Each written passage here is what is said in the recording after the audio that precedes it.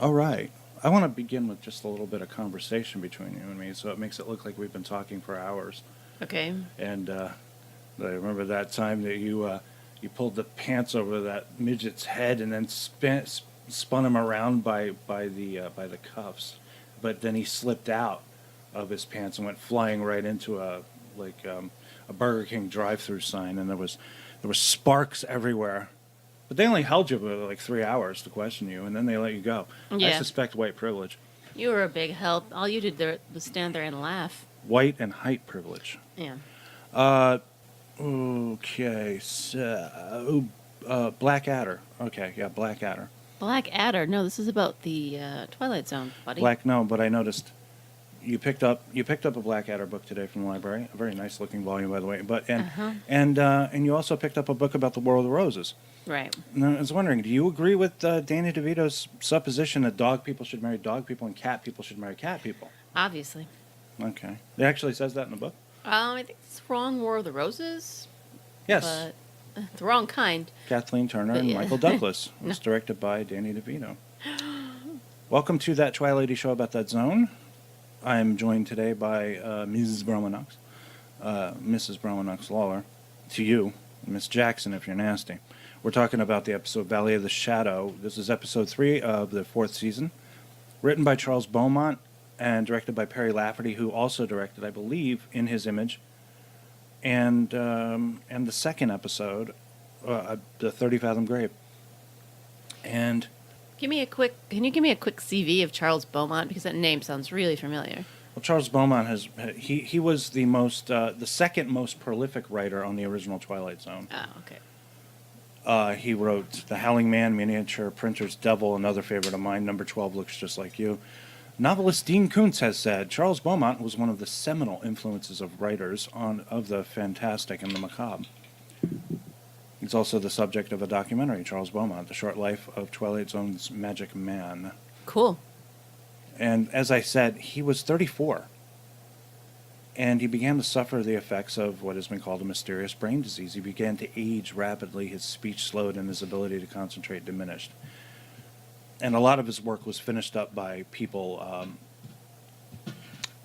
by friends of his, colleagues like Jerry Saul, Jerome Bixby, and Forrest Ackerman. And it's really sad that he died. He died at the age of 38. But his son said that he looked 95. Oh, wow. So, but he was still alive for this episode, and this is actually one of my favorite episodes of the 4th season. I just like it because it's very atmospheric, it's very creepy, and it keeps you interested. It actually does keep you interested. Unlike In His Image, which felt padded. We talked about that last time. Right. Yeah. Well, yeah. This episode certainly keeps you guessing. I'll give you that. Yeah. All right. So can you fill us in a little bit on how it begins? Yeah, I brought my notes with me this time, by the Yeah, way. she got them right here. Paper. So, there's a man who's the character's name, apparently I did not write down, but he's on his way, like Bugs Bunny, he's on his way to Albuquerque. Yeah. But he Philip Redfield, Oh, thank you. played by Ed Nelson. He makes a wrong turn, and he has to stop to fill up for gas in a place called Peaceful Valley. Yes, or as we know it today, Wakanda. Yeah, that's right. So, and he's always got a little shaggy dog in his car. He's got a big shaggy dog in his car. Rolly. Rolly, yeah. And when he stops to get gas, and he doesn't seem exactly to be very welcomed by the guy who works there. Let's put it that way. Yeah, no one is particularly friendly to him, and they're all weird. Like they don't know how to deal with people, even though it is a town of people. But they behave. Everyone there behaves as though they never have to deal with people. They don't understand that there is a give and take in any social contract, as it were. They're definitely not used to dealing with outsiders. The guy didn't even know. I mean, the guy's supposed to be running a gas station, right? Right. Stops at the gas. Didn't even know where the tank was. Like he never poured gas in his life. He's just like it's like he's playing a part here. Yeah, it's like a fake town. He's just pretending to be a gas station attendant. Anyway, so the dog gets out because it spies a cat, and it takes off after the cat. And then there's this little girl that's sitting outside, who I guess owns the cat, and she does something, and she makes the dog vanish. She picks up this little Walkman-looking device and and aims it at the dog. I thought it looked like a camera. You think it looked like a Walkman? Well, it looked like All maybe you know what it looked like? It looked like a mini disc player with a little telescope attached to it. Well, whatever The it girl's was, played by Morgan Brittany. Suzanne Capito was her stage name. No, that was a real name at the time when she was a child actor. Changed it to Morgan Brittany, I guess. Yeah, Morgan Brittany sounds like a stage name. Susan, whatever you said, doesn't. I think what were we saying before? I was saying something before, and I remember having a conversation with Mark because we were talking about how Jewish people hid their ethnicity by changing their name if they wanted to get in the show business because there was an undercurrent of anti-Semitism. But I think at that time there was probably an undercurrent of all antipathy for any ethnicity as it was revealed. So I think anything beyond like something that sounds like Smith or Jones. Yeah, Smith or Jones. So Suzanne Capito becomes Morgan Brittany, probably to hide her being Italian or something. Okay. Very interesting. Yeah. So anyway, there's some chaos as the guy is looking for Rolly. Yeah, he's looking for Rolly. The gas station attendant is there. He knows what the hell's going on. Everybody knows what the hell's going on, except for poor Philip there. Yeah.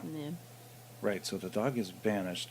Oh, and then we get into Rod Serling. I think, well, you've seen them. Little towns tucked away far from the main roads. You've seen them, but have you thought about them? What did the people in these places do? Why did they stay? Philip Redfield never thought about them. If his dog hadn't gone after that cat, he would have driven through Peaceful Valley and put it out of his mind forever. But he can't do that now. Because whether or not he knows it or not, his friend's shortcut has led him right into the capital of the scary door. Yeah, so the guy, I don't know, he gets this dog, he finds the dog, I forget what the... Well, Scotty's there. Yeah. I love how you didn't even recognize him either. I was like, who is that? Who is that? Who's that guy over there? I was guessing that he was somebody else completely, but he looked familiar, but I didn't recognize him as Scotty. He's like, what did your daughter do with my dog? And he says, I'm doing it as fast as I can, Captain. Yeah, that didn't happen.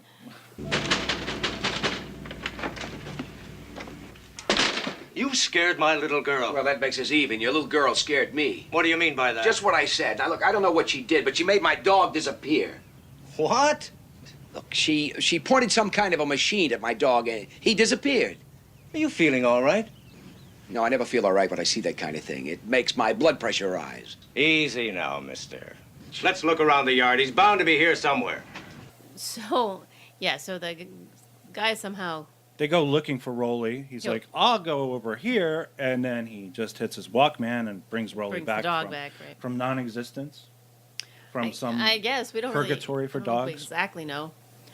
So this poor guy tries to leave town now that he's gotten his dog back. But as he's leaving, going back the way he came back. Well, now he wants to. He's hungry, and he wants to get Why Rolly. Are you making me guide this whole thing recap through this? He wants to give his dog a steak too. So he stops in some hotel/restaurant that has dust everywhere, and the newspaper is from 1953. Stalin declared dead, which is an interesting thing that would show up in the newspaper, and this is the very last newspaper they ever received. Apparently, so, when they decided to switch over to their present situation. And then there's the girl there, Ellen, played by Natalie Trundy, and she has red hair and freckles and beautiful green eyes, actually. Because I've it's seen, black and white. You can't see any of this. Yeah, but I've seen pictures, and she was in another episode. I think it was Boris Karloff's Thriller. Okay. That she was in an episode with George Grizzard, who we talked about last time from In His Image. And there are these close-ups of her eyes, and very gorgeous. And she's there, and she's like, we're full. We're completely occupied, the hotel, but all the keys are there. And he's like, what the hell's going on? You don't do this, especially with a journalist. And this is, I'm talking real journalism. This is back when people were actually journalists. Philip is pretty sharp. He doesn't miss anything, and he asks a lot of questions. He's definitely, he's no schmuck. Yeah, and he's the alpha male, too, like I said. The alpha male swaggers into a situation with his chest out. What's going on here? I want to know what's going on. Right. You're going to give me the answer, see? It says C at the end of everything he says. Yeah. So anyway, she's got no food, no space. No food, rooms. no space. So now he's leaving town. Now he's trying to leave town. But he crashes his car apparently into nothing. An invisible shield which kills his dog. This dog has been through hell. His dog is thrown from the car. You know, vroom, ow! Hits a tree, I guess. Yeah, so they're not going anywhere. Messes up the entire front end of his car. Then these four Some townspeople, townspeople, yeah. they come in straight out of a Coen Brothers movie. And they're all like, well, we should take you to the doctor, see if you're okay. Oh, we'll take care of your dog, but my dog is dead. He keeps saying, my dog is dead. One of those townspeople looked from. What were the names of the actors that played the townspeople? Does it tell you that? I have, Henry Beckman, Bart Burns, King Calder, and Pat O'Hara. Henry Beckman, I think maybe was on the Monkees. All right, he was in McCallum's Navy, I know that. Perry Mason, Flash Gordon, Peyton Place. Yeah, he was on. I see this from the picture you have. He was in an episode called "The Picture Frame," playing the prosecuting lawyer. Really, it's not even credited. Well, I guess the IMDb. No, I guess Wikipedia there didn't think that was important, but I'm sure it's on the IMDb. He was also on The Commish in MacGyver, and he had a recurring role in The X-Files for several seasons. He must have been one of the. I don't know, what the consortium of rich, powerful men. So they bring him back into town, and then one of the townspeople, probably Henry himself, uses his little Walkman thingy to bring Rolly back to life. And then he is taken to the mayor's office, the board of. I want to assume it's a board of selectmen for this small town. Is it the mayor and his two assistant mayors? I don't know. His name what they is are. Dorn, and he's played by David Opatushu, who was in an episode of Star Trek, not in the original series, A Taste of Armageddon.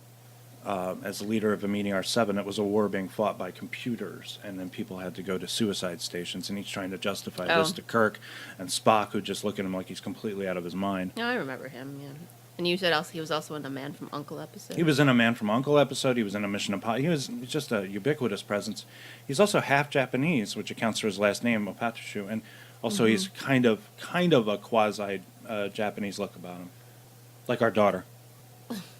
And then one of his select men, as you call him, was I forget the actor's Dabs name. Greer or Jacques Aubuchon? Jacques Aubuchon was Boris in a Monkees episode called "The Spy Who Came in from the Cool." Right, he was the guy. He wasn't the guy who gets stabbed, though. My God. Somebody gets stabbed with a letter opener in this. Okay. Anyway. So they start pumping him for information. What the hell are you doing here? How did you find this place? Well, there's a freaking road, first of all.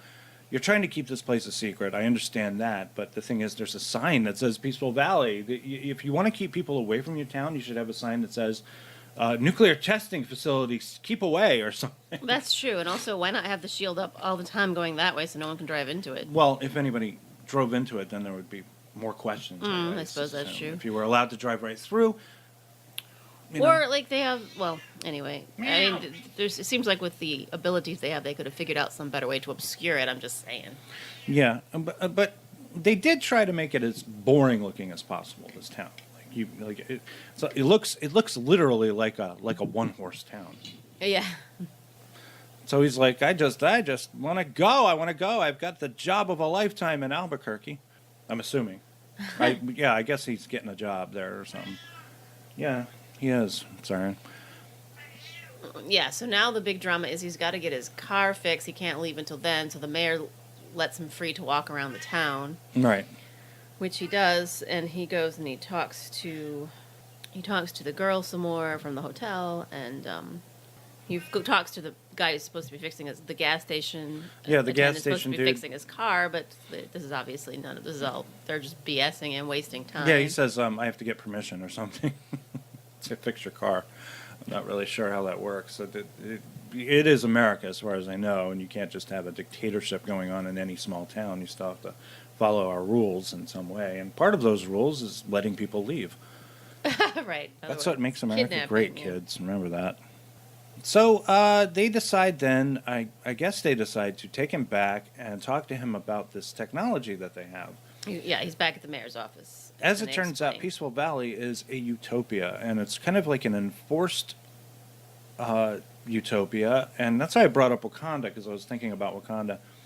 In the Black Panther movie, and Wakanda, by the way, was created, I think, in 1965 or 1966 as part of the Black Panther comic book series, which came out around that time.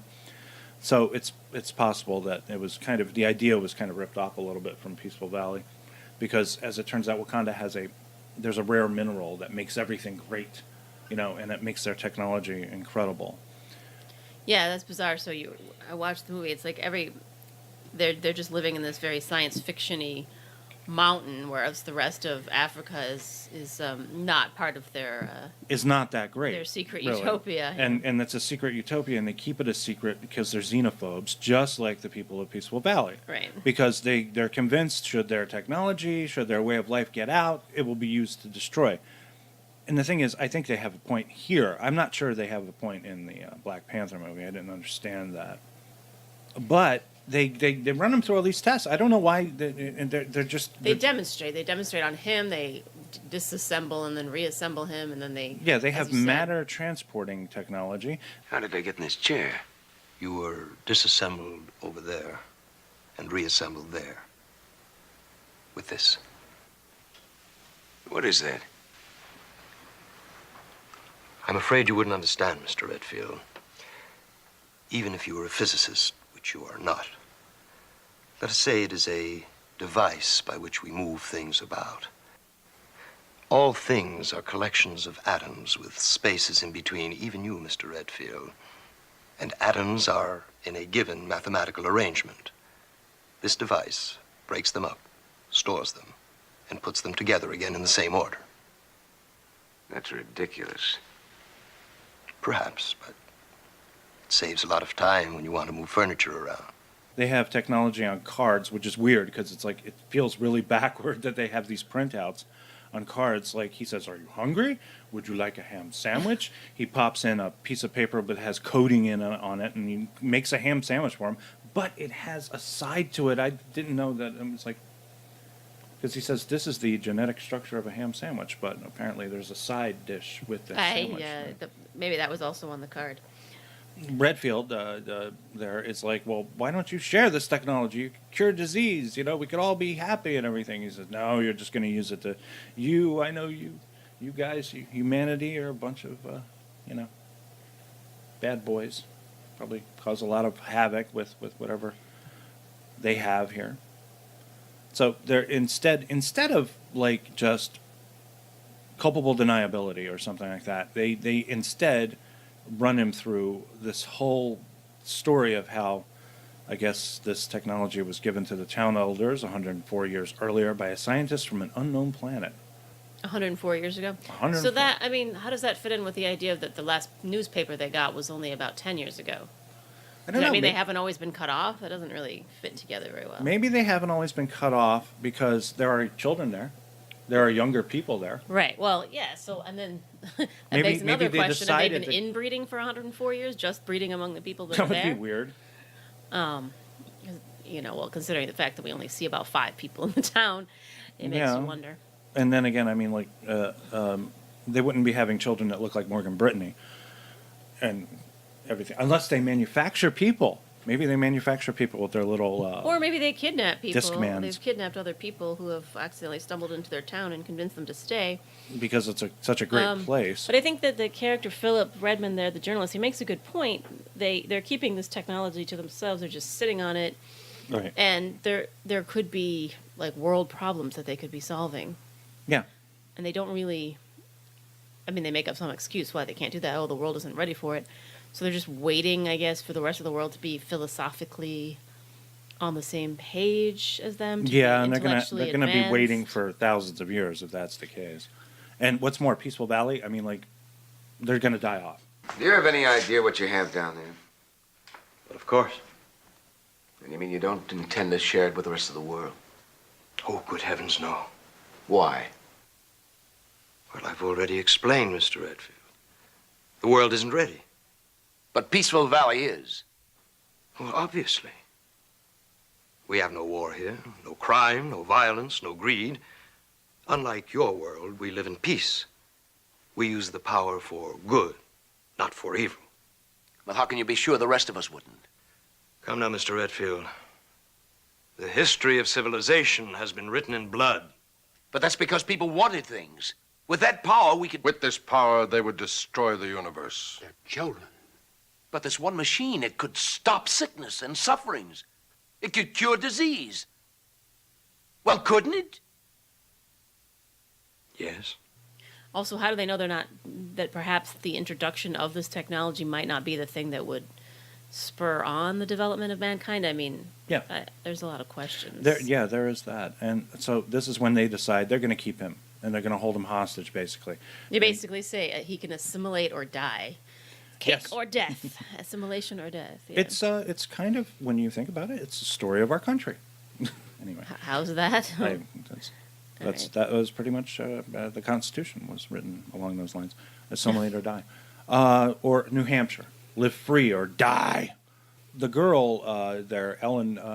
Not the little girl, the adult girl who's the at young the lady. hotel. Yeah, the young woman. Yeah. Yeah, she builds him a nice house, basically to keep him prisoner there. She even brings him typewriter ribbons so he could write his great American novel, which is what I guess every And wants. what's he gonna do with it? He can't publish it. Can't really publish it, especially since the story is going to be about a guy who gets stuck in a town and can't leave, because Yeah. that's what he's going to write about. The girl, the woman, sorry, not the girl, I want to say the woman just to differentiate. She expresses her, that she's fallen in love with him. And he... Did you really pick up on that? Yeah. I didn't really pick up on love. I picked up on curiosity, maybe infatuation, but not love. Oh, come on. Give me a break. It's it's an hour television show. She's in love. She... and She so just he comes says, up... She just says, I think we could be friends. I think we could be That's really not how good that friends. happens at all. You need to watch it again. She's visibly, obviously in love with him. And he wants to leave and take her with him. So Or even if she is, it's not genuine. I think she's just he's exotic. He's angry. He's not all right, content. these things could be open to interpretation. Yeah. Face it, if you were to go even a couple of steps outside of this town, why, they'd nail you. Have you ever tried? No, but why should I want to try? What could the outside world have to offer that we don't have? That's not the point, Ellen. It's what you have to offer the outside world. I mean, right now, at this very moment, thousands and thousands of people are starving. Don't you know that? Well, you could feed them. You. They're suffering. And you could make them well. They're breaking their backs 10, 15 hours a day. Don't you know that? What do you care? No, let them starve. Let them suffer. Let them break their backs. Let the children die because their mother can't give them any milk. What difference does it make to you? You're happy. So he goes back to the office where all the technology stuff is, and he uses one of those little camera machines, and he makes a gun. Of course, and just proving their point. I suppose, but on the other hand, they were holding him hostage. So Yeah, but he decides, the alarm goes off. He steals the book because there's this book that has all these equations in it that would, and he steals the book he steals the book, he makes a gun. and he kills them. The girl, the woman, drives up with a getaway car. He shoots at them. I doubt they're really dead because they can get someone to bring them back to this life. whole thing is an illusion. Right. Yeah. And they drive off towards the Peaceful Valley sign, and then the woman... Well, he rolls the car a little bit to make sure he doesn't slam Hit into the- a shield. Right. But he's killed the leaders of the town, which is that's a little over the top for my taste. Maybe. She basically plays her hand and says, look inside the book. And he opens up the book, and it's all full of blank pages. Right. And she's basically... all of this has just been a trap that she set up to...